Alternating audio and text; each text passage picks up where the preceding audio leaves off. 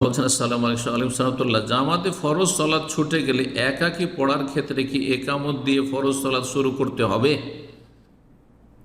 গত সপ্তাহে একটি উত্তর দিয়েছি যে জামাতে যখন সালাত আদায় করবেন তখন জামাতের জন্য একামত দেওয়া, এটি হচ্ছে ফরজে কেফায়া, দিতে হবে। ফরজ ফরজ ওয়াজিব দিতে হবে, কারণ একজন একামত দিলে যথেষ্ট।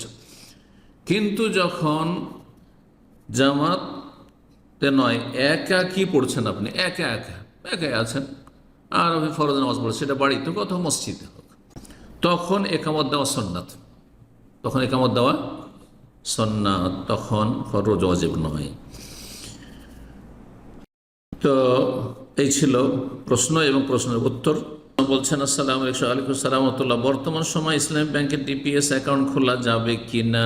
আমি যতদূর জানতে পেরেছি তারা নির্দিষ্ট কোনো চুক্তির মাধ্যমে লাভ দেয় না, লাভ ক্ষতির ভিত্তিতে লাভ দিচ্ছে। যখন জানছেন যে লাভ ক্ষতির ভিত্তিতে লাভ দিচ্ছে, তাহলে আপনি হুকুম সম্পর্ক জানা আপনার জন্য সহজ। আমার চাইতে আপনি যথেষ্ট বেশি জানছেন। এখন আমার প্রশ্ন, এটা কি বৈধ হবে যদি লাভ ক্ষতি দুটোতেই শরিক থাকেন?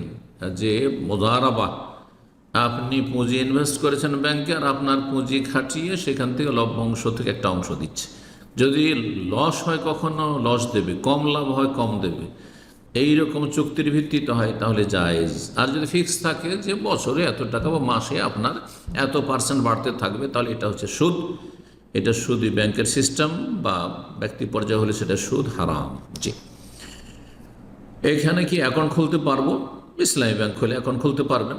আর তাদের দোষ ত্রুটি যদি থাকে আর তারা সেগুলোকে গোপন রাখে, হাইড করে, তাহলে তারা রবের কাছে জবাবদিহি করবে।